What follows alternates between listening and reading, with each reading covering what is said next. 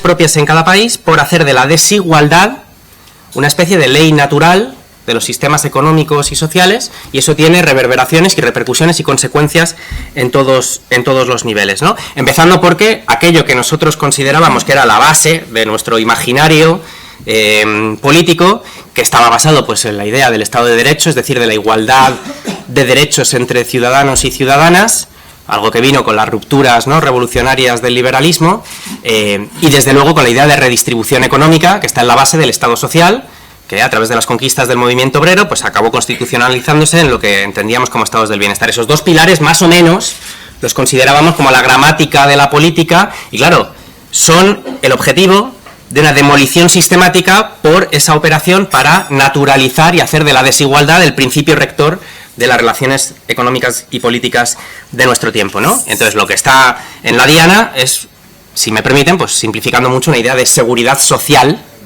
que está construida desde la posguerra mundial en los países europeos y que se ve gravemente amenazada. Es decir, con esto quiero decir que no creo que estemos viviendo un momento sencillamente, como se dice a veces, de ola reaccionaria.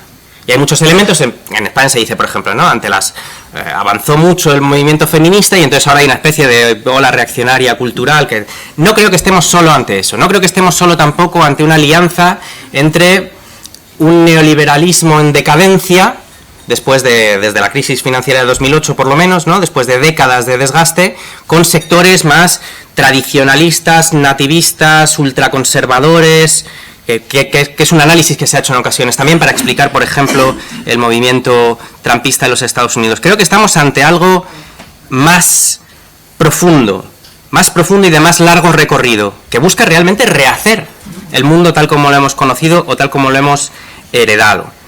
Y entonces dirán ustedes, ¿y el mensaje optimista dónde está? ¿O el planteamiento optimista dónde está? Bueno, pues creo que, resumiéndolo de la manera más sencilla posible, creo que ese mensaje sería que la democracia va a resistir, y se va a imponer sobre estos intentos. Y creo que a todas las escalas, desde las más pequeñas hasta las más grandes, hay cada vez más señales de que esto va a ser así. Y solo en el continente europeo, solo en la esfera electoral, pero ha habido una sucesión, una secuencia de procesos, en las elecciones municipales en Francia, en el referéndum constitucional en Italia, en las elecciones en Dinamarca, ahora vienen unas elecciones que serán absolutamente decisivas a escala europea en Hungría, porque Hungría ha asumido un papel de pivote simbólico también en toda esta evolución, y creo que se van acumulando las señales de algo que para España es muy determinante, porque claro, también, junto a la idea de la ola reaccionaria, ha cuajado en los últimos años la idea de que España ha sido una excepción. Ha sido una excepción a lo que parecía inevitable en toda Europa. Bueno, si esta ola, que no está, creo que es algo más profundo, pero se revierte, España tiene ante sí la posibilidad no solo de haber retrasado aquello que parecía inevitable, la degradación de sistemas democráticos y sociales que hemos visto y estamos viendo en otros lugares, sino que puede saltarse esa etapa y esa fase por completo. Y entonces creo que ese es el objetivo político que tenemos, y creo que esa es la causa de el cierto optimismo que hoy voy a defender. No solo que España sea una excepción por haber resistido esos embates, sino que España puede liderar un camino alternativo que fortalezca la democracia saltándose la fase de su degradación, que ni es necesaria ni es irreversible y que por tanto creo que podemos superar. En relación con esto, muy escuetamente, quería tocar 3 temas que tienen que ver precisamente con cómo conseguir que eso suceda. El primero tiene que ver con la agenda social, con una defensa del Estado social por encima de esa inevitabilidad de la desigualdad como, digamos, principio vector de este tiempo. El segundo tiene que ver con el papel internacional de nuestro país, y el tercero con la mayor crisis que vive nuestra democracia, que es la crisis de vivienda. Lo voy a hacer lo más rápido que pueda, pasando por cada uno de estos puntos. El primero, la agenda social. ¿Por qué es importante? Porque se deduce de lo que he dicho antes. Si el objetivo a batir principal en el continente europeo ha sido precisamente esa idea de constitucionalismo social y de redistribución de la riqueza como la base misma de la ciudadanía, bueno, pues creo que es evidente que frente a una actitud sencillamente defensiva del statu quo y de lo que hay, la mejor manera de contrarrestar esta ofensiva es precisamente haciendo lo contrario, mediante una ampliación de nuestro Estado social, una ampliación de nuestra idea de seguridad social y de estado del bienestar, adaptada a las necesidades del siglo XXI. Y en esto, pasando de lo abstracto y lo general a lo concreto, es en lo que trabaja nuestro ministerio, y yo querría, hoy una vez más, resaltar dos de las prioridades absolutas y esenciales que de aquí al final de la legislatura queremos sacar adelante, y que tienen que ver con romper la jerarquía establecida y naturalizada entre el trabajo productivo y el trabajo reproductivo. Algo que precisamente por la revolución tecnológica e industrial que estamos viviendo con la inteligencia artificial es de absoluta urgencia y actualidad, porque ante lo que nos encaminamos es a una liberación de tiempo social por sustitución de el factor trabajo por el factor tecnológico. Y la pregunta que nos tenemos que hacer como sociedad es ¿qué va a suceder con ese tiempo que liberamos? ¿En qué se va a traducir? ¿Qué hacemos con esos recursos que vamos a poder generar? Bueno, pues yo creo que, desde luego, la perspectiva que defendemos es romper esa jerarquía ficticia y abstracta también entre el trabajo productivo y el trabajo reproductivo. ¿Esto qué quiere decir? Quiere decir cosas muy concretas. Se ve ahora mismo en esta ciudad en la lucha de los profesores y las profesoras de la educación infantil. Se ve, cualquiera que tenga hijos, hijas, nietos, nietas en esa edad, se ve en la lucha sin cuartel por conseguir una plaza en la educación pública. Se ve en el diseño urbano, en la planificación urbana, de barrios enteros en ciudades que no tienen en cuenta ni las necesidades de transporte público, ni de ambulatorios, centros de salud, parques, etc. Se ve en lo que supone el sistema de cuidados en nuestro país, lo que ha supuesto en los modelos de macroresidencias que muchas veces están en polígonos industriales.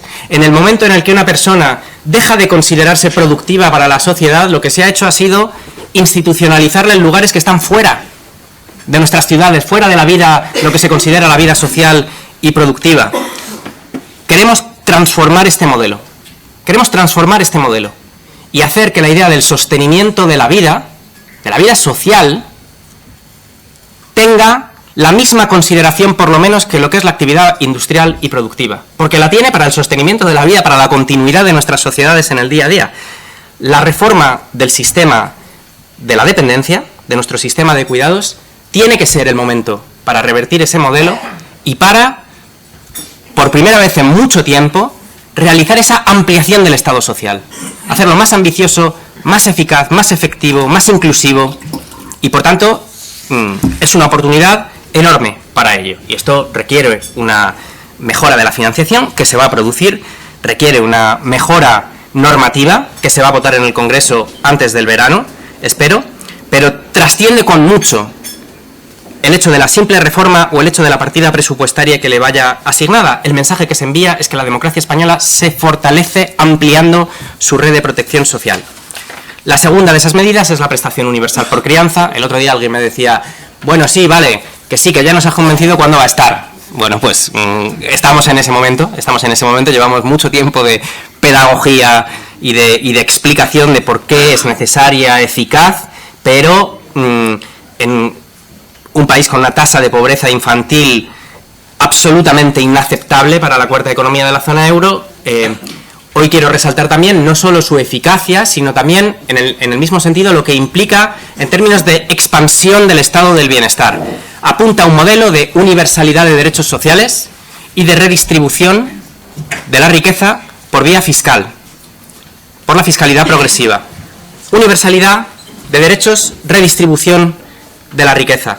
Creo que envía un mensaje poderosísimo también sobre la proyección hacia el futuro de la democracia española. Acelero. Sobre la situación internacional, sencillamente y la posición que debe asumir España. Una reflexión muy general. Creo que en estos últimos meses hemos visto algo que tiene mucha importancia para nuestro propio país. En la democracia española, quizás solo haya habido un momento en el que España haya roto, y yo me dedicaba a la política exterior y a las relaciones internacionales en el Congreso de los Diputados, y esa es mi pasión. Quizás solo haya habido un momento en el que España haya roto una especie de mantra asumido de pasividad en política exterior. Y ese fue el momento del aznarismo, con una apuesta decidida por romper esa posición tradicionalmente subordinada o pasiva de España, pero claro, que se dio en términos de la visión geopolítica del señor Aznar, es decir, asumiendo que lo máximo a lo que podía aspirar España era una posición de vasallazgo, de subalternidad y de supeditación a los intereses imperiales de los Estados Unidos, que acabó, duró lo que duró y acabó como acabó. No hace falta insistir en ello. Creo que en estos meses hemos visto en la realidad algo que se ha teorizado muchas veces, que es el inmenso potencial geopolítico que tiene la democracia española para actuar como puente entre su posición, una posición activa de liderazgo en el proyecto europeo, de integración europea, con su capacidad de interlocución con América Latina y con el sur global. Lo hemos visto en estas semanas, hemos visto a qué se parece eso. El potencial a futuro que tiene esa capacidad de España de articular un diálogo basado en la democracia, el derecho internacional y los derechos humanos entre Europa, América Latina y el sur global es inmenso, inmenso. Y creo que frente a ello, pues es obligatorio decirlo. Lo que hemos visto por parte de la derecha y de la ultraderecha española ha sido un sinsentido. Ante la gravedad, ante el peligro del momento que ha vivido el mundo y que sigue viviendo en estas últimas semanas y meses, lo que hemos visto ha sido una sucesión de improvisaciones, vaivenes, chascarrillos, sin ningún tipo de visión estructurante de fondo, y que, si me permiten, la reflexión que inducen, creo que en cualquier persona que lo haya visto desde fuera, ha sido el alivio profundo, porque no fuera el señor Feijóo quien estuviera a los mandos en una situación de la gravedad que hemos vivido en estas semanas. El señor Feijóo empezó declarando de manera altisonante con la libertad o con los tiranos. Y era evidente lo que estaba sucediendo. Era evidente lo que estaba sucediendo. A continuación dijo que el no a la guerra era un eslogan, porque la libertad o los tiranos no sé qué debe ser, pero... Y acabó semanas después diciendo no a la guerra y no al gobierno también. Pero diciendo al mismo tiempo España volverá a ser un aliado fiable. Lo que la pregunta es, pues, entonces, ¿cuál debería ser la posición de España ahora? Para acabar, cuando el presidente de los Estados Unidos amenaza con destruir una civilización entera diciendo Occidente no es esto. Es una concatenación sin ningún tipo de coherencia lógica entre sí que hace preguntarnos cuál es la visión de España que tiene la derecha española. ¿Cuál es la proyección de España que tienen? Enfrente hemos visto un proyecto claro. Hemos visto una intencionalidad clara de asumir un papel que ha sido reconocido por millones de personas en el mundo entero. Quien no ha tenido esos vaivenes, desde luego, ha sido la ultraderecha, que ya lo dijo hace unos meses, ¿no? Que le dijo a Feijóo que empezara a entender que los tiempos están cambiando y que dejara de insultar a Trump. Y es curioso cómo las formaciones de extrema derecha europeas han ido rompiendo con su posición de subalternidad con los Estados Unidos, algunas por los aranceles, otras por Groenlandia, otras por Venezuela, otras por Irán, y la ultraderecha española no se ha movido. Creo que las elecciones en Hungría serán determinantes también, porque cuando el señor Orbán pierda el poder empezaremos a entender muchas cosas de por qué Vox guarda silencio sobre algunos de sus aliados internacionales. Y es evidente, ¿no? Hungría ha financiado a ese partido, es objetivo y notorio esto, y conoceremos algunas de las servidumbres vinculadas a eso. Termino con lo que decía, la que es la principal crisis que vive la democracia española. Es la crisis del acceso a la vivienda. Es la crisis de la violación sistemática del derecho constitucional a acceder a la vivienda. Precisamente en respuesta a la guerra de Irán y en coherencia con la posición defendida por el gobierno español, el decreto ley de la prórroga de los contratos de alquiler para 2,6 millones de personas cuyos contratos finalizan este año y el año que viene, supone una medida que es de sentido común. De sentido común. Ha empezado una campaña inmediatamente orquestada, interesada, para decir, uno, que la votación en el Congreso de los Diputados de la convalidación está perdida, que no va a salir adelante y por tanto que habrá inseguridad jurídica a posteriori. Y en segundo lugar, que la prórroga de los contratos va a producir una merma de la oferta de pisos en alquiler. Es el mismo argumento exactamente igual que se decía que con la reforma laboral o subiendo el salario mínimo iba a colapsar la economía, nadie iba a contratar, etcétera, etcétera. Creo que los hechos han demostrado que se trataba sencillamente de fabulaciones. Estamos ante una situación muy parecida. Miren, hoy hemos conocido los datos de una encuesta que es bien interesante. El 78% de los españoles en esa encuesta que ha realizado la organización More in Common se posicionan muy a favor o a favor de limitar por ley el alquiler en zonas donde esté muy alto. 78%. El 77%, prácticamente el mismo porcentaje, se muestra muy a favor o a favor de limitar temporalmente la subida de los alquileres durante varios años. Medida que actualmente está en vigor dentro de ese mismo decreto ley, que limita la actualización de los contratos al 2%. Lo interesante de esta encuesta, y es evidente en esos números, es que lo que está expresando es una posición absolutamente transversal en la sociedad española. No es una cuestión de izquierdas o de derechas. Las dificultades de acceso a la vivienda y el impacto que eso está teniendo en el desarrollo y en las decisiones de vida de las familias españolas, especialmente de las familias trabajadoras, no conoce de diferencias ideológicas o políticas, de comunidades autónomas, de creencias. Es absolutamente transversal. En esa misma encuesta aparece una realidad que es evidente y objetiva, y es que, por ejemplo, el Partido Popular tiene entre sus votantes el doble de inquilinos que de caseros.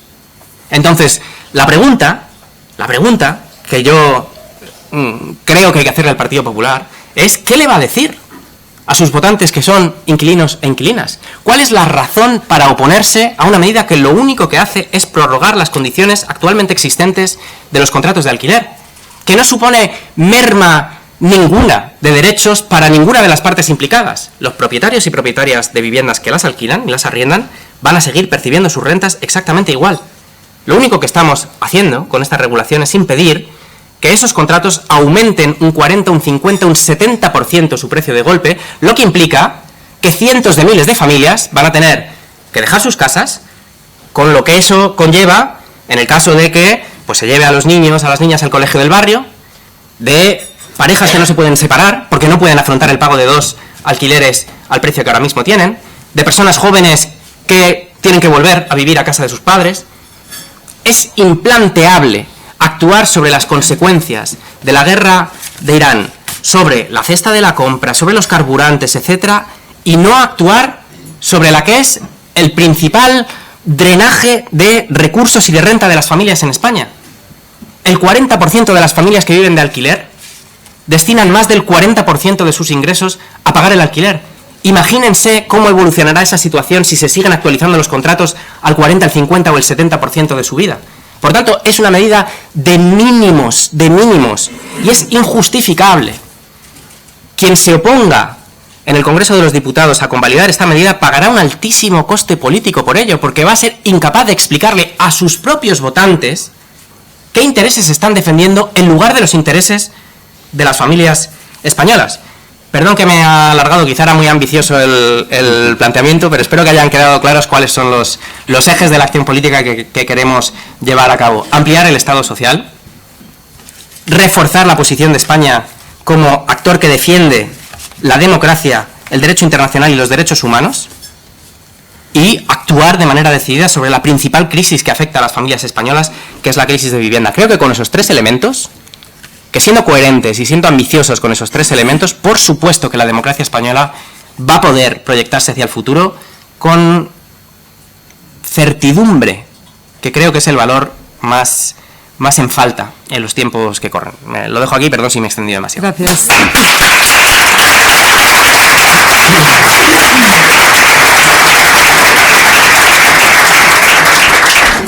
Bueno, también compartimos mesa con 2 periodistas que van a intervenir a lo largo del acto con sus preguntas. Ainhoa Martínez, redactora de ABC, responsable de cubrir la información gubernamental del Partido Socialista, y también con Antonio Ruiz Valdivia, redactor de política de Infolibre. Por otro lado, veo que hay, pues no sé, tengo aquí como 8 o 9 medios de comunicación, y bueno, como moderadora os daré la palabra por si queréis preguntar alguna cosa. Ainhoa, si quieres empezamos con una pregunta tuya. Sí, buenos días, ministro. Sin querer enmendar yo ese ánimo optimista con el que viene esta mañana, a nivel nacional estamos viviendo también un acusado proceso de desafección política de la ciudadanía, y esto coincide con 2 juicios a casos de corrupción de los 2 grandes partidos que estamos viendo durante esta semana, en concreto uno que afecta al gobierno gobierno, o una etapa del gobierno del que usted forma parte. Quería preguntarle si considera, como sostienen en la parte socialista del gobierno, que este caso ya está amortizado, y si cree que a la izquierda le penaliza más la corrupción que a los partidos de derecha. Sobre los dos procesos que está habiendo esta semana, creo que es que no cabe otra posición, con absoluta claridad, expresar no quería usar esta expresión, pero es que es asco la palabra que viene a la cabeza, ¿no? La violación flagrante del mandato de la soberanía popular en las urnas. No hay una forma mayor de ultraje a la democracia que incurrir en prácticas de corrupción descaradas, como las que se han denunciado en el caso Ábalos, o que incurrir en prácticas que lo que buscan es lesionar los derechos políticos de sus adversarios, ¿no? No hay peor desgracia para una democracia que tener que contemplar cómo hay gente que traiciona pues el mandato democrático de esa manera. Y por tanto el mensaje no puede ser otro más que se depuren todas las responsabilidades, caiga quien caiga, y con todo el peso de la ley, por supuesto. Y los cálculos sobre qué consecuencias políticas tiene, a quién le afecta, si afecta más o menos, son absolutamente secundarias. Yo diría, no me importa a quién le afecte o cuánto le afecte, que se haga justicia en los dos casos, por supuesto. Y yo siempre termino esta reflexión, porque creo que es de justicia hacerlo, diciendo que le parecerá la izquierda española, con todas las formulaciones que ha tenido, todas las organizaciones que ha tenido, etcétera, se podrá estar más de acuerdo o menos de acuerdo con ella. Habremos cometido millones de errores, habremos hecho las cosas fatal en muchas ocasiones, pero se ha gobernado desde el ayuntamiento más pequeño hasta el gobierno del Estado, en 2 legislaturas, pasando por las comunidades autónomas, y no ha habido un solo caso de corrupción. No lo ha habido. Habremos cometido muchísimos errores, pero nunca nos hemos confundido de lealtades. Y creo que eso, ante el espectáculo lamentable que se está dando en los juzgados en estos días, creo que eso es algo que nosotros tenemos que reivindicar con orgullo, porque no ha sucedido. Y mira que ha habido intentos, ha habido causas archivadas por decenas. Las ha tenido Podemos, las ha tenido Ada Colau, ha habido persecuciones, fabricaciones, y no ha habido una sola sentencia. Y creo que eso es algo, pues honestamente, a poner en valor. No, yo pediría que no me mandéis más preguntas, porque si no, no nos va a dar tiempo. Y la hora de la 1, Daniel del Río te pregunta. ¿Sí estamos listos? ¿Sí? Vale. Hoy se presenta el proyecto de Irene Montero y Rufián. ¿Cómo valora esa iniciativa? ¿Le han invitado a participar? Valoración integral. Por parte de Sumar, ¿cuándo van a decidir quién sustituye a Yolanda Díaz? Porque claro, conviene tomar posiciones ahora que otros proyectos van tomando forma. Pero la pregunta es si ha valorado Sumar... El micrófono sí que es para que se te grabe. No pasa nada, yo creo que se me oye. No, pero... Si ha valorado Sumar integrarse en esa posible coalición de la izquierda a la izquierda del Partido Socialista. Están a la expectativa para ver cómo se materializa, y también quería saber si usted, ya lo ha negado muchas veces, es pregunta obligada, valora cómo presentarse, ya lo ha negado por el movimiento Sumar, pero si hubiese una coalición a la izquierda del partido, ¿valoraría usted presentarse en las posibles primarias a liderar esas listas? Muchas gracias. Mira, una pregunta nueva. Mira que... fíjense, durante muchos meses, ya en esta legislatura, creo que ha habido un intento declarado por dar por muerta a la izquierda en este país, por decir que todo es un desastre, que no va a llegar, que si en las próximas elecciones no se reedita el gobierno... Bueno, pues yo creo que en los últimos meses ha habido sobradas pruebas de que eso no es así.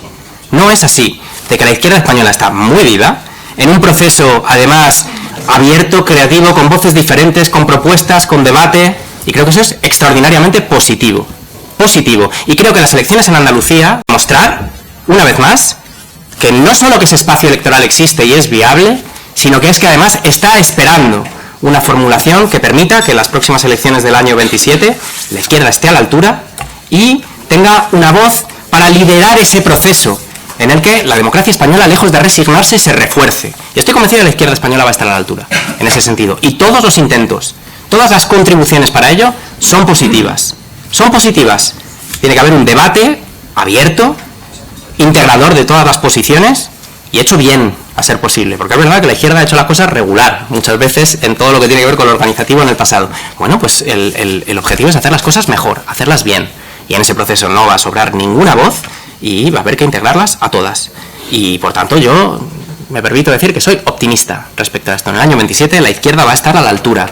Y en España no va a haber un gobierno que tenga dentro a la ultraderecha en el año 27. Estoy convencido de ello. Pero para eso tenemos que hacer las cosas bien.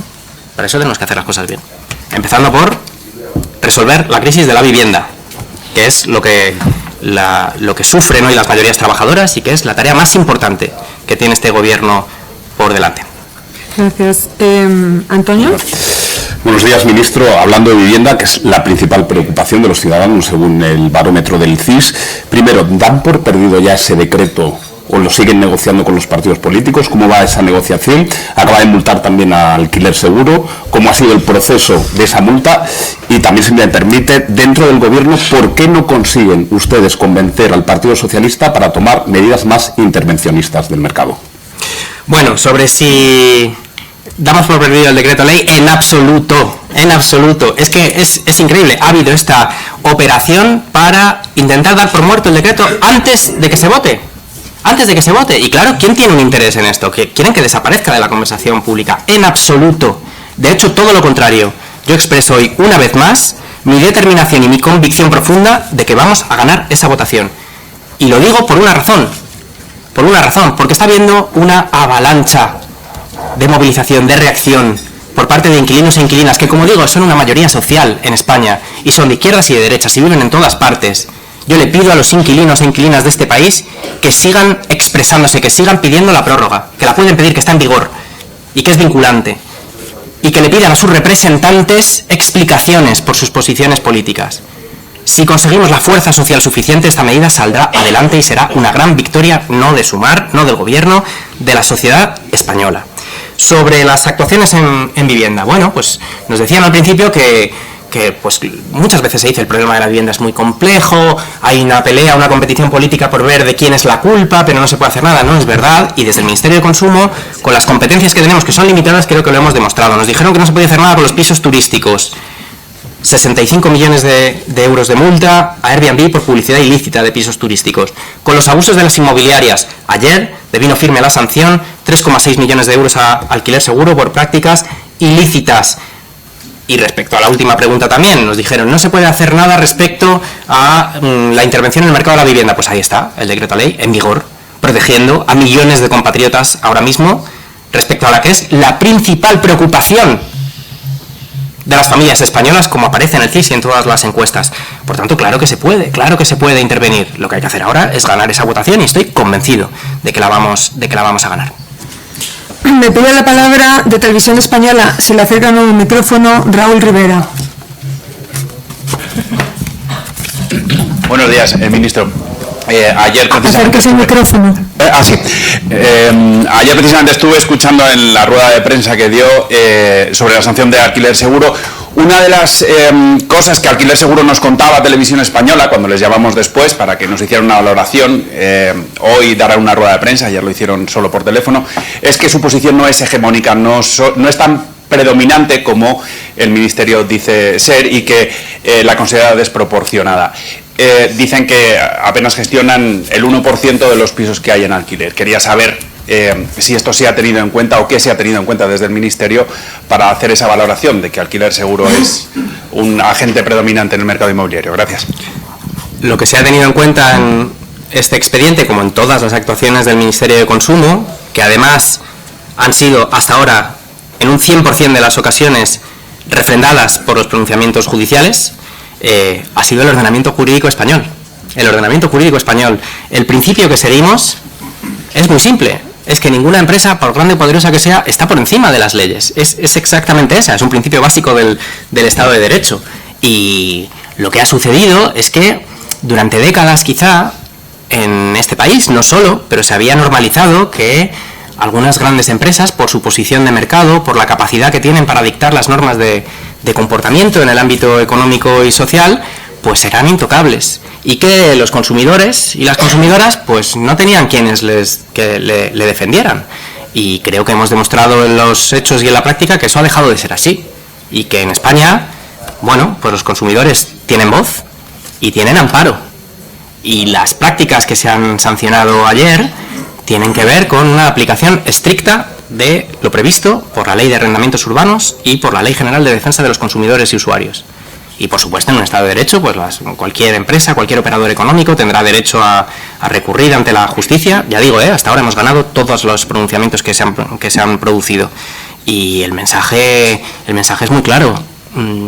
Entre la protección, según el ordenamiento jurídico español, del derecho constitucional a la vivienda y las cifras de beneficios y el lucro de operadores económicos sin escrúpulos que han estado abusando de su posición de mercado y abusando de la posición de indefensión de los inquilinos e inquilinas para obtener mayores beneficios, pues desde luego este Ministerio y este Gobierno lo tienen muy claro. Y no vamos a ceder un milímetro en la defensa de los derechos de los consumidores. Tengo dos preguntas más sobre la vivienda, yo creo que las termino y ya pasamos a nada. Una de José Luis García Quiñones, no sé dónde estás. Ahí, le acercan un micrófono, por favor.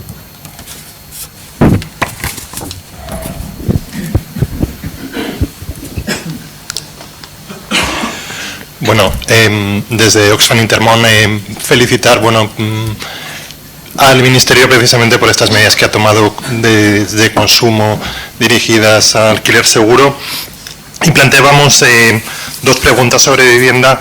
La primera es, aparte de las medidas que ha tomado el Ministerio y de este decreto, ¿qué otras medidas tendría que tomarse a corto plazo en España, teniendo en cuenta unas competencias que están repartidas entre los tres niveles de la Administración? Y una segunda parte, a medio plazo, ¿qué pasa con el Plan Estatal de Vivienda? ¿En qué momento se va a aprobar o se va a lanzar? Yo creo que podemos añadir la pregunta de Enrique Galván. ¿Dónde estás? Allí, si la puede leer, porque es un poco relacionado. Buenos días, muchas gracias. Enrique Galván, de Plena Inclusión España, del colectivo de las personas con discapacidad intelectual. Y la pregunta vincula la reforma de dependencia y la estrategia de desinstitucionalización, es decir, pasar de grandes residencias a vivienda.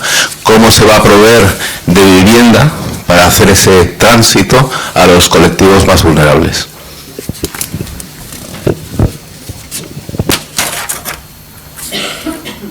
Ministro, ¿Ya? ¿no quieres? Pues muchas gracias por las preguntas, que son pertinentes y que dan mucha profundidad. Más actuaciones. Nosotros hace más de 6 meses presentamos un borrador de decreto ley a nuestros socios de gobierno con una serie de medidas para afrontar la crisis de vivienda. La prórroga de los contratos de alquiler era la primera de ellas, porque es la más urgente. Porque cientos de miles de familias dependen de poder prorrogar sus condiciones de alquiler para no perder sus viviendas donde residen habitualmente, ¿no? Y en ese momento estamos, y todos los esfuerzos van centrados ahora a poder ganar esa votación parlamentaria. Y yo quiero agradecer explícitamente a la sociedad civil, a las organizaciones de la sociedad civil, a los sindicatos de inquilinos e inquilinas, a las organizaciones de consumidores, a los sindicatos de clase, que en las últimas semanas se han expresado muy claramente para defender esta medida. Y estoy convencido de que si esa movilización sigue su curso, vamos a ganar esa votación también. Pero claro que hay que hacer más cosas. Esta es una medida mínima, y hay por lo menos 2 palancas que tienen que ver con la dinámica especulativa del mercado de vivienda y con la acaparación de viviendas, con la estructura de propiedad dentro de ese propio mercado, que son absolutamente imprescindibles y que tienen solución sencilla. Consiste básicamente en restringir la capacidad de compra de vivienda en zonas tensionadas, altamente tensionadas, si no es para residir o para ponerlas en un alquiler asequible. Es una medida que ya está en vigor en lugares de referencia en el mundo entero y que contribuiría a aliviar la presión sobre las zonas tensionadas y a neutralizar esa dinámica de especulación. Y luego hace falta intervenir sobre la dinámica de acumulación de viviendas en España. Y esta intervención tiene que ser por vía fiscal, y podemos discutir sobre cuál es el límite. 4, 5, 6 viviendas, pero estamos ante una dinámica de concentración. El otro día enviamos una notificación a 13 operadores de mercado que acumulan más de 100.000 viviendas en alquiler, entre ellos. Entonces, hay una necesidad evidente de intervenir para poder garantizar que la estructura de la propiedad no favorezca esas lógicas de escasez y de acumulación que están empujando los precios hacia arriba. Pero en todo caso, el orden de los factores importa. Primero, la prórroga. Sobre las siguientes preguntas, es evidente que tanto la viabilidad de la transformación del modelo de cuidados y la estrategia de desinstitucionalización, como la dinámica, ¿no?, el organigrama, el horizonte que proyecta el Plan Estatal de Vivienda, juegan sobre el largo plazo.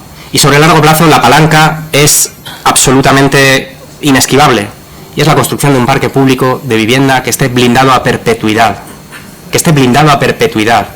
El porcentaje de vivienda pública en España es la 10ª parte del que es en otros países europeos. Y esto no es así por meteorología. En España se ha construido más vivienda pública en los últimos 40 y 50 años que muchos de nuestros vecinos europeos. El problema es que se ha descalificado, el problema es que se ha privatizado, el problema es que el Estado y la democracia española han abdicado de su responsabilidad de garantizar ese derecho constitucional. Y eso hay que resolverlo. Y se está en marcha, y creo que la creación de Casa 47 y la proyección a futuro es adecuada, la que incluye el Plan Estatal de Vivienda, pero claro, tenemos que intervenir en el corto plazo mientras se hace todo esto. Gracias. Ainhoa. Sí, ha hecho una declaración un tanto disruptiva durante su intervención, diciendo que en 2027 no habrá un gobierno con la extrema derecha dentro, pero lo ha condicionado a si hacemos las cosas bien. A la luz de las encuestas, todas dan una mayoría de derechas y una suma más por encima de la mayoría absoluta de PP y Vox. Yo le quiero pedir que haga autocrítica. ¿Qué no han hecho bien? Llevan 7 años en el gobierno para que las encuestas y la sociedad esté girando ese péndulo que estamos viendo a la derecha, y sobre todo también entre las generaciones más jóvenes. Eran su nicho de votantes donde tenían más pegada, y ahora estamos viendo un giro también hacia posiciones más extremas. ¿Qué no ha hecho bien el gobierno, la izquierda, durante estos más de 7 años en el poder para que estemos viendo este giro? Voy a la autocrítica, pero empiezo con una premisa que es importante, ¿eh? Las encuestas que existen ahora no son diferentes a las encuestas que había en el año 22, a un año vista de las elecciones del 23 de julio. Y yo, que volví a España además en ese momento, ¿no?, para implicarme en esa campaña la arrancamos con un 100% de encuestas que le daban mayoría absoluta y al gobierno a la derecha, y era una campaña imposible, y la izquierda estaba hecho unos zorros y no iba a llegar, etcétera. Y no sucedió. Y sobre los jóvenes, por ejemplo, el estudio postelectoral en Aragón dice que la fuerza más votada entre los jóvenes de 18 a 25 años fue la Chunta. En el referéndum constitucional italiano ha habido una mayoría absolutísima de jóvenes votando en contra del gobierno Meloni. En las elecciones municipales en Francia también. En las elecciones municipales en Nueva York también sucedió. Esto no es una tendencia natural de nuestra época, que muchas veces se ha asumido eso, ¿no? Los jóvenes, sobre todo los varones, se han hecho de derechas. En España ha habido un proceso de politización de hombres jóvenes en clave de extrema derecha. Esto es evidente y tiene causas que creo que son profundas, pero lejos de mí la caricaturización y la reducción, porque la gente joven en España también es la que ha montado el movimiento en defensa de la educación pública, es la que sale el 8M a las calles a defender el feminismo, es la que se ha movilizado por Palestina. Es decir, creo que está lejos. Probablemente el hecho de que la izquierda lleve mucho tiempo en el gobierno tenga que influir, y aquí entramos en la parte de la autocrítica que me pedías. Yo creo que es evidente que hay demandas a las que no se ha dado respuesta. Y la primera, la segunda y la tercera es la vivienda. Y por eso lo llevamos peleando muchísimo tiempo para dar respuesta. También creo que evidentemente pues hay un proceso de desgaste, que es lógico en cualquier proceso de gobierno, pero conforme se vaya cogiendo perspectiva. A mí es que esto me pasa a menudo cuando salgo fuera de España. Y salgo fuera de España y me encuentro un montón de gente que considera, sea desde la perspectiva de los datos económicos, sea desde la perspectiva de la posición en política internacional, sea desde la perspectiva de las políticas sociales, un montón de gente de todo signo político que mira a España con admiración. Y yo no digo que esa sea la posición que haya que tener, pero muchas veces es como ni una cosa ni la otra. Hay que poner las cosas en perspectiva. Y creo que este gobierno ha hecho cosas importantísimas en el momento que vive el mundo. Importantísimas. Y le quedan muchas pendientes. Entonces yo creo, la hoja de ruta que he presentado aquí, la construcción de un sistema público y universal de cuidados, una prestación universal por crianza, intervención decidida para proteger a inquilinos e inquilinas en el tema de la vivienda. Creo que es una forma de dar respuesta, aparte de esas demandas no satisfechas. ¿Va a solucionar eso sencillamente todos los problemas demoscópicos, políticos, electorales de la izquierda? Evidentemente no, pero sí creo que es una condición necesaria para poder plantear una operación política que dé, ¿no?, un horizonte y una perspectiva y una identidad también, que creo que es algo que hace mucha falta ahora mismo, porque la gente siente desconcierto, incertidumbre y miedo por lo que ve que pasa en el mundo entero, ¿no? Pues yo creo que una parte importante que tenemos es que construir un relato sobre nuestro país también y una propuesta política, bueno, y eso, pues, termino con esto, pero eso es algo que creo que es singular de lo que ha pasado en este último mes también, y es que para la izquierda, para una parte muy importante de la izquierda, ha redescubierto, ante además la desorientación absoluta y la bancarrota ideológica de la derecha y de la ultraderecha ante la guerra de Irán, ha descubierto una sensación de orgullo patriótico, diría, que es un patriotismo profundamente internacionalista, que siempre ha defendido a la izquierda, pero que de pronto ha sentido orgullo por lo que está haciendo su país, orgullo por cómo se percibe la posición de España desde fuera. Y creo que eso es importantísimo, precisamente porque vertebra a futuro, da un horizonte a futuro de quién queremos ser en el mundo, ¿no? ¿Quién estamos trabajando para ser en el mundo? Queremos ser ese país, queremos ser un país que defienda su sanidad pública, su educación pública, que construya un sistema de cuidados, que erradique la pobreza infantil, y un país que no se calle en la esfera internacional ante la violación flagrante de los derechos humanos que se está produciendo en Palestina o ante la guerra ilegal que se ha producido en Irán. Si hacemos eso y lo hacemos bien, yo creo que gran parte de los problemas que se han arrastrado pues podrán tener solución. Pero hay que hacerlo bien, evidentemente. Antonio. Ministro, aprovechando que está aquí su vertiente también de relaciones internacionales, ¿cómo analiza esa negociación que hay abierta ahora entre Estados Unidos e Irán, y si cree que el papel de Israel bombardeando el Líbano puede dinamitar esa negociación? Y si me permite también, enlazándolo con el papel de Trump, si vemos algunas señales de desgaste de la ultraderecha, como puede ser que por primera vez haya unas elecciones que pueda perder Orbán, o hemos visto el referéndum en Italia. ¿Se está desgastando la extrema derecha desde que está Trump en el poder?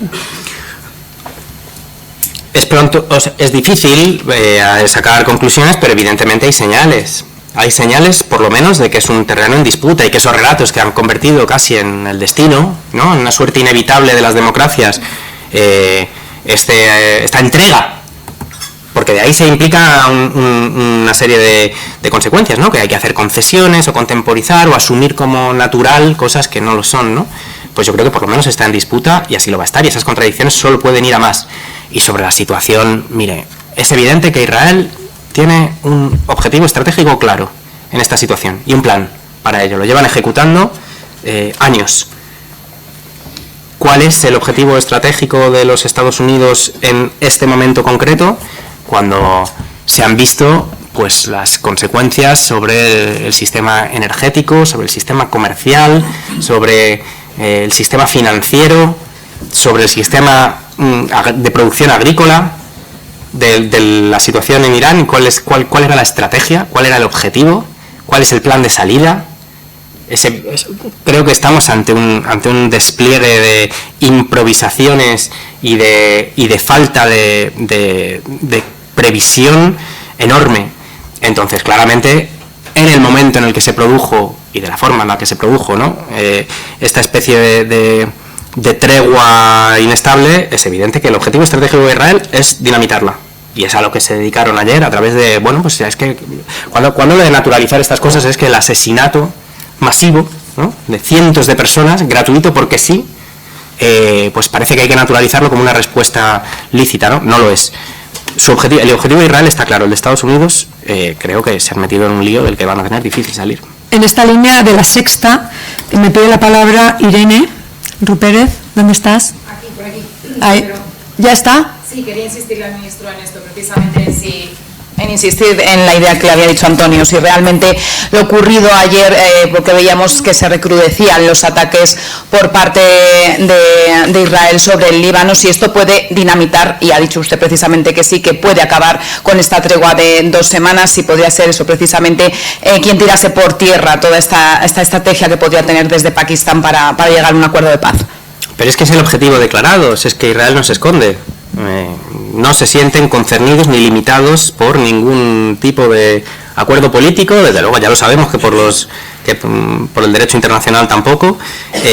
La pregunta es ¿qué va a hacer Estados Unidos? Es ¿qué va a hacer la Casa Blanca? La pregunta es ¿quién toma las decisiones en la Casa Blanca? Porque parece ser, no sé si leyeron una pieza del New York Times muy interesante sobre cómo Trump decidió la entrada en la guerra. Básicamente la respuesta es que la decisión la tomó Netanyahu. Y habrá que ver si la voladura de esta tregua también la decide Netanyahu, ¿no? En todo caso, creo que la posición de Europa tiene que estar bien clara y creo que, fíjense, y el PP intentó esto, lo seguía intentando la semana pasada, que España estaba aislada, llegó, no solo equivocada, pero fíjense cuál fue la posición predominante en Europa en el arranque de la guerra y cuál es ahora. Y hay un factor en medio en esa transformación, que es la posición del gobierno español. La posición del gobierno español. Y eso es un motivo de orgullo y también una obligación de coherencia, es un mandato de coherencia a futuro. Y para eso trabajamos, claro, para eso trabajamos. Está aquí entre nosotros del País Paula Chouza, no sé si quieres hacer alguna pregunta. Sí, le acerca el micrófono. ¿Qué tal? Muy buenos días, ministro. Me gustaría volver al tema de la vivienda y preguntarles cómo van los contactos con los grupos parlamentarios, porque usted es muy insistente en confiar en que la votación va a salir adelante, y me gustaría saber pues cómo siguen esas negociaciones y también las acciones organizadas en la calle, si hay algo ya previsto. Gracias.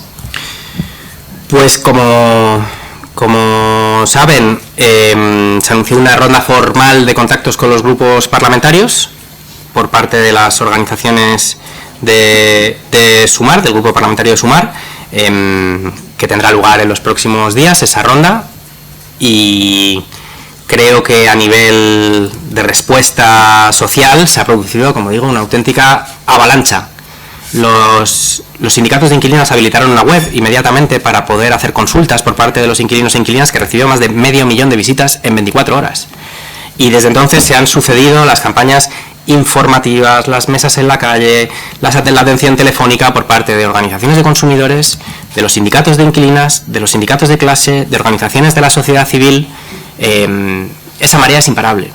Esa marea es imparable.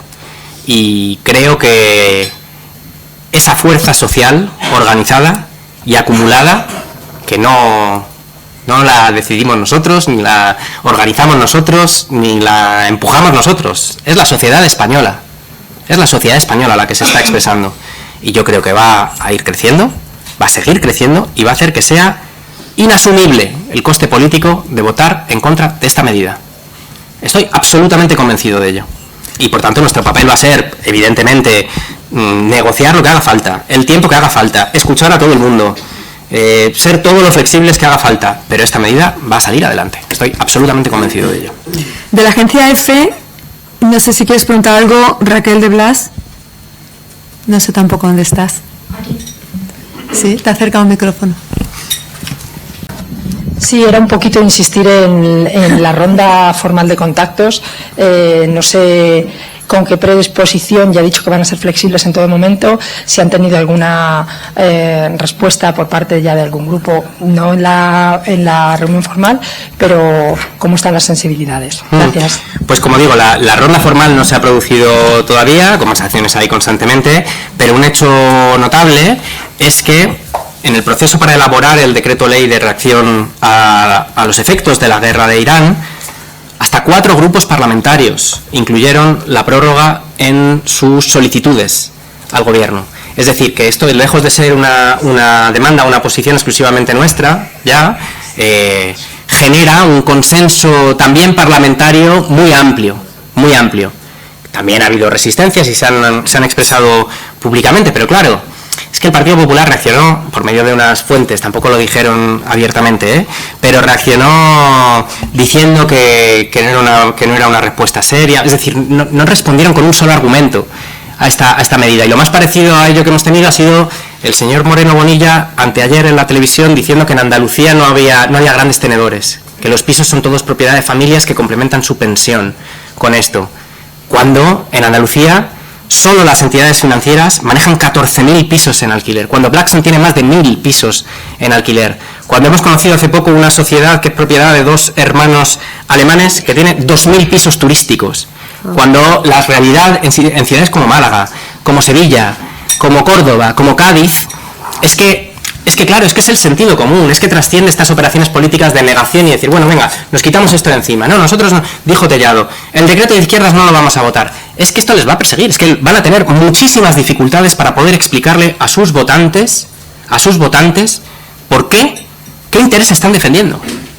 Desde luego no el de sus votantes. Ya digo, el PP tiene el doble de votantes que son inquilinos que son caseros. Pero es que incluso sus caseros, esta medida no atenta en ningún modo contra sus derechos. Van a seguir percibiendo sus rentas de alquiler, que ya están altísimas, religiosamente, y con todas las garantías. Es decir, es que se les va a hacer muy largo y no van a poder explicar esa posición. Me pide la palabra Víctor de Gracia, inversor. ¿Dónde estás? Aquí, ahí. Hola, buenos días. Sí, la pregunta que yo tenía cuando has estado hablando del imperialismo americano, la contraposición que tenemos, que es al libre comercio que está estableciendo China, cuando es un Estado que es una dictadura política y que está influenciando en su propia economía, como hemos visto cuando Alibaba trató de salir a bolsa y en el último momento desapareció el que fue su director general, que a nivel mundial, ¿no?, de geopolítica y geoestrategia, ¿cómo plantearías ese status operandi de que tiene ahora mismo China y Asia o el Pacífico, y qué ideas tendrías para solucionarlo, revertirlo? Gracias. Gracias por la pregunta que formula. Evidentemente es una respuesta compleja y daría para mucho, pero claro, la paradoja es más profunda que el choque entre dos supuestos modelos políticos, comerciales y económicos diferentes. Es mucho más complejo porque, claro, lo que ha sucedido es que lo que está intentando hacer Estados Unidos es revertir unas reglas del juego, aquellas que se asumía que eran las de la globalización occidental y que consistían pues en un modelo de libre comercio, un orden multilateral para gestionar los conflictos políticos y la promoción de las democracias liberales, ¿no? Las tres cosas iban aparejadas de la mano más o menos. Es Estados Unidos quien está revirtiendo su propia posición dentro de ese orden, porque las reglas del juego, paradójicamente, han ido favoreciendo cada vez más la posición y la influencia a nivel geopolítico de China. Hay un momento simbólico en 2001, que es con el acceso de China a la Organización Mundial del Comercio, que entonces se entendió como el triunfo definitivo del orden de la globalización neoliberal, que tenía la capacidad de absorber, normalizar y favorecer una homogeneización de las reglas del juego. Pero claro, hace mucho tiempo que precisamente por el desarrollo comercial primero, industrial después, tecnológico, y ahora estamos en la fase de desarrollo también militar de China, la amenaza para la hegemonía estadounidense de ese crecimiento ha sido cada vez mayor. Y son precisamente, y de hecho Trump y el trumpismo es una reacción, ya lo era en 2016, cuando se articuló predominantemente como una respuesta a las demandas de los perdedores de la globalización, y ahora claramente con un mandato geopolítico que lo que está intentando hacer es revertir esa tendencia que parecía ya inevitable. Y de hecho se mide lo que se puede medir desde en el nivel de artículos científicos publicados hasta en la capacidad productiva, hasta en la carrera tecnológica, donde la posición relativa de China ha ido incrementando hasta el punto en el que los Estados Unidos lo que están haciendo es cambiar las reglas de juego, porque con las propias, con las que había defendido durante décadas, su posición de poder es cada vez menor. Y la manera en la que los imperios que ven su propia decadencia intentan defender su posición, pues es mediante el ejercicio de aquel ámbito en el que siguen manteniendo una hegemonía prácticamente indisputada, que es el poder militar. Lo que pasa es que a la vista de cómo lo están ejerciendo, pues parece que también ese ámbito se les va a volver en contra. En todo caso, tendría mucho recorrido este debate y esta discusión, y como me habían pedido que fuera breve justo antes, no ha colaborado usted mucho a que pueda cumplir con ese propósito. Ay, no. Sí, ministro, bueno, queda algo más de un año para que acabe la legislatura. No le voy a preguntar si el gobierno va a agotar la legislatura, porque seguro que me va a decir que sí, esa también es una pregunta novedosa. Le quiero preguntar si Sumar va a agotar la legislatura dentro del gobierno, o hay alguna causa, habría alguna causa que justificaría una salida precipitada o anticipada. Se lo digo porque muchas veces en la manera en la que el Partido Socialista negocia con ustedes, y lo vimos con ese plante antes del Consejo de Ministros, juegan con la idea de que ustedes nunca van a salir del gobierno, que no se pueden permitir salir del gobierno, y quería preguntarles si puede existir esa eventualidad, que ustedes un día decidan plantarse de verdad y decidan abandonar el gobierno porque ya no les compense, o les compense más estar fuera que dentro. Mi planteamiento es el contrario, hay motivos y causas que justifican estar en el gobierno, y he aludido a varias de ellas. La posición que ha mantenido España en el plano internacional en estas últimas semanas claramente es una de ellas. ¿Para qué sirve que estemos en el gobierno? Pues sirve para esto, como lo sirvió para condenar el genocidio en Palestina, y he citado algunas de las otras que las tenemos que hacer. La reforma de la dependencia, que va a ser la mayor reforma social de la legislatura, la adopción de una prestación universal por crianza y solucionar el problema de la vivienda. Esas causas justifican estar en el gobierno. Para eso estamos y para eso lo peleamos, por supuesto. O sea, que el planteamiento que hago es, estamos para esto, y creo que frente a muchas cosas que se decían, creo que en los últimos meses también hemos demostrado que sirve, claro que sirve, y ahí está el decreto ley, en vigor. Hay cientos de miles de familias que ya se están beneficiando de ello. Pues para ello sirve y hay que continuar. Cuesta muchísimo, sobre todo cuando se tocan ámbitos donde hay poderosísimos intereses en juego. Nosotros defendemos abiertamente los intereses de los inquilinos, otros no. Entonces, para eso estamos en el gobierno, para sacarlo adelante. Cuesta muchísimo, pero tenemos batallas que merecen la pena. Solo he citado las mías, pero Mónica García tiene las suyas, Yolanda Díaz tiene las suyas, Ernest Urtasun tiene las suyas, y es un programa coherente para empujar en todos los ámbitos, y tenemos que sacarlo adelante. Para eso estamos en el gobierno, claro, y claro que merece la pena. Yo lo reivindico y lo defiendo a capa y espada. Del periódico, Ana Cabanillas, no sé si quieres preguntar alguna cosa. Le acercan un micrófono allí. Sí, ¿qué tal? Buenos días. Yo quería insistir en la negociación del decreto de vivienda, porque sé que hay una operación para darlo por muerto, pero lo cierto es que Junts, su secretario general, dijo ayer que no lo iban a apoyar. Yo quería preguntar concretamente si han negociado algo con Junts o prevén hacerlo, y si van a pedir al Partido Socialista que se impliquen en esa negociación con Junts, que quizá es más complicada. Muchas gracias. En esta legislatura es evidente que por la complejidad que tienen las mayorías parlamentarias y por cómo funciona el Congreso de los Diputados, todo cuesta mucho.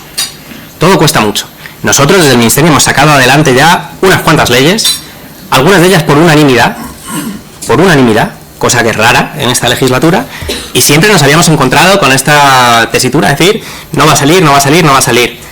Bueno, minuto a minuto, partido a partido, queda mucho tiempo, y cuanta más fuerza social organizada haya para presionar en esa convalidación, más posibilidades habrá de que salga.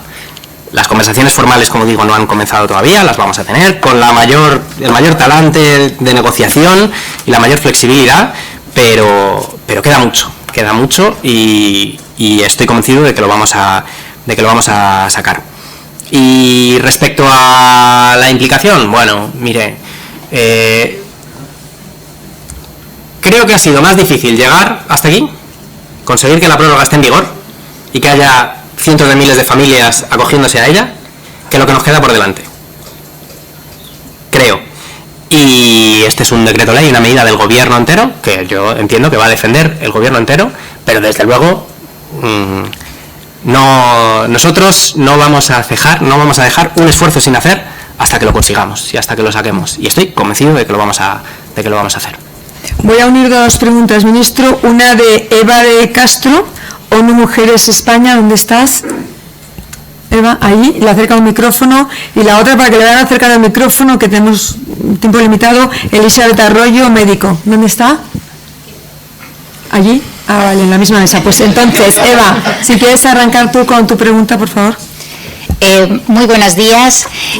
Nuestra pregunta es en torno, somos muy conscientes desde ONU Mujeres España de los retos que tenemos en este país, pero nuestra pregunta era, en el contexto geopolítico actual, ¿cómo ve el señor ministro el avance de la Agenda 2030 y de los Objetivos de Desarrollo Sostenible, y si considera que siguen dentro del debate político aquí en España?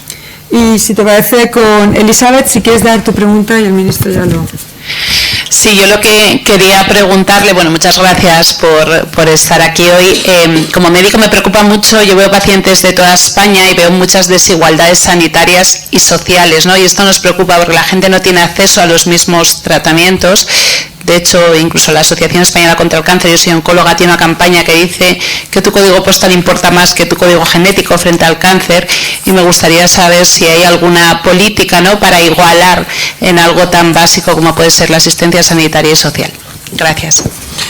Gracias. De nuevo, son dos preguntas complejas. La Agenda 2030 es evidente que se ha convertido en un chivo expiatorio, se ha convertido en un significante precisamente para la articulación de toda una serie de campañas ultrarreaccionarias de una irracionalidad absurda, porque de lo que va la... Pero es curioso, porque es un buen escaparate de eso que decía antes, ¿no? Ha habido una reacción, es decir, como la ultraderecha global ha hecho esto, identificar la Agenda 2030 en una conspiración de las élites para dominar y para no sé qué, hay que dejar de hablar de ello, ¿no? Dar por perdido, como conceder. Yo me niego en rotundo, niego la mayor, y lo que yo intento hacer es explicarlo, que de lo que va la Agenda 2030 es de la erradicación de la pobreza, de lo que va la Agenda 2030 es de reducir la desigualdad entre hombres y mujeres, de lo que va la Agenda 2030 es de garantizar un sistema educativo público, un sistema sanitario público y universal, de lo que va es de garantizar el derecho a tener agua potable, respirar aire limpio y tener sistemas de producción alimentaria con seguridad e inclusivos. De eso va. Entonces, ¿cómo vamos a abdicar de esto? ¿Cómo vamos a renunciar a esa batalla? Y además es que es curioso, ¿no?, porque no es gratuito. Es que en España se han producido enormes avances en algunos de los ámbitos más estratégicos que recoge la Agenda 2030, como son la transición energética, como es avanzar en soberanía digital, como es la lucha contra la desigualdad y la pobreza, que se han reducido en los últimos años a pesar de la sucesión continua de crisis, como es condiciones de trabajo digno, como se ha producido en España con la reforma laboral, que también parecía imposible y también iba a desatar el caos, etcétera. Entonces, qué casualidad, ¿no? Pero claro, es que ahora en estas condiciones se ve que gracias a esas políticas públicas España tiene una mayor autonomía energética, está menos expuesta a las consecuencias de lo que está pasando, tenemos más margen fiscal para poder actuar respecto a nuestros vecinos europeos, tenemos las mejores cifras de empleo en 15 años, tenemos las mejores cifras, no son mis parámetros preferidos, pero de crecimiento económico de la zona euro. Qué casualidad, ¿no? Qué casualidad que todo aquello que ha demonizado la ultraderecha no solo haya funcionado, sino que sea la base sobre la cual España ahora puede ejercer su soberanía mejor de lo que lo ha hecho en las últimas décadas. Entonces, claro, ¿cómo vamos a abdicar eso? Y respecto a la segunda pregunta, que es extraordinariamente compleja por la propia estructura de nuestro Estado constitucional y por el propio despliegue, es verdad que se producen situaciones difícilmente justificables en lo que tienen que ver con el ejercicio de derechos básicos, fundamentales. Y bueno, la herramienta que se tiene desde el Gobierno central es actuar sobre la legislación básica y sobre sentar las bases de sistemas que sean universales, aparejados a la condición de ciudadanía. Yo he evidenciado esas dos absolutas prioridades del Ministerio: la construcción del andamiaje jurídico del nuevo sistema de cuidados, de promoción de la autonomía personal y atención a la dependencia, y una prestación universal por crianza, que tienen en común precisamente considerar la ampliación de derechos sociales no como una serie de prestaciones o de ayudas sociales, sino como una parte estructurante de la condición de ciudadanía, que sean inseparables de la condición de ciudadanía, precisamente para poder garantizar que esas asimetrías en el despliegue pues no afecten al pleno ejercicio y disfrute de la condición de ciudadanía, que es lo que le pasa hoy en día pues a una proporción enorme de las personas mayores que necesitan apoyos para poder mantener condiciones de vida autónoma, y también a niños, niñas y adolescentes que crecen en desigualdad profunda de oportunidades con el resto de nuestros compatriotas por vivir en situaciones de deprivación material o de carencias materiales. Y por tanto, bueno, pues hay que trabajar en esa dirección, yo creo, en consolidar derechos universales de ciudadanía que estén por encima de las veleidades políticas o territoriales. Antonio. Ministro, veo que está por aquí Rita Maestre, la portavoz de Más Madrid, que hace unas semanas denunció una campaña de acoso en su propio domicilio. ¿En qué punto hemos llegado como sociedad para normalizar este tipo de campañas de acoso que están sufriendo especialmente las mujeres en la izquierda española? ¿Y no se puede hacer nada para frenar la deriva que están viviendo muchos políticos? Y no sé si en su caso también está sufriendo o ha sufrido algún tipo de campaña de este tipo. Pues aprovecho claramente, Rita, una vez más, no solo para expresar solidaridad y repugna frente a los ataques, sino también para reconocer y agradecer la ejemplaridad que mantienes siempre y ser capaz, además, en esas circunstancias de no solo de explicarlo, sino de refrendar un compromiso público y un compromiso político que creo que hace de ti una persona excepcional y extraordinaria, pero que es muy de agradecer porque lo que estás defendiendo es la democracia española. Y además, lo mencionaba la pregunta, ¿no? Es que es una larga lista, y cada ataque y cada campaña hace que la siguiente sea peor. Y no se puede normalizar, es que no se puede normalizar, porque llevamos años con esto, y siempre mujeres ejerciendo responsabilidades públicas y se han traspasado todos los límites.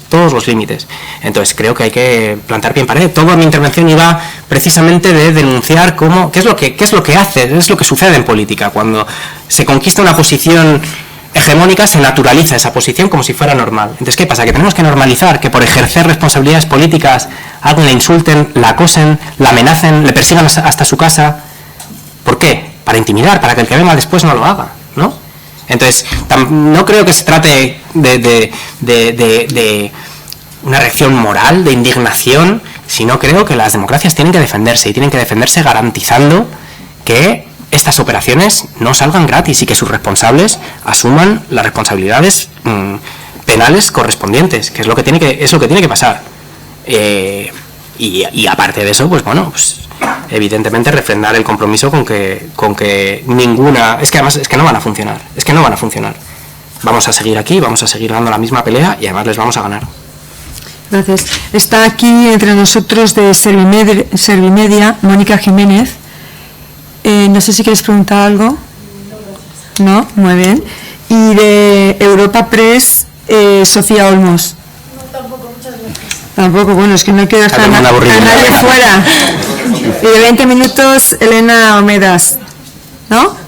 Nada. Bueno, es que sois como 11 medios de comunicación que estáis sentados y no quería dejar a ninguno sin mencionar. Pues muchísimas gracias a todos los asistentes por haber venido a este desayuno, especialmente al ministro. Yo creo que nos has dejado muy clara cómo está la situación y también las soluciones que podemos tener para salir de esto. También dar las gracias a todos los periodistas que han intervenido, pero especialmente a Ainhoa y Antonio. Y me gustaría terminar este desayuno con un titular. Si me ayudáis, Ainhoa. Sí, bueno, yo me quedo con el asco y la repugnancia por los casos de corrupción que estamos viendo y por esa visión optimista de que es posible que en el 2027 la izquierda siga en el poder. Veremos a ver si lo consigue. ¿Y Antonio? Yo, mi titular, vamos a ganar la votación del decreto de vivienda. Gracias, ministro.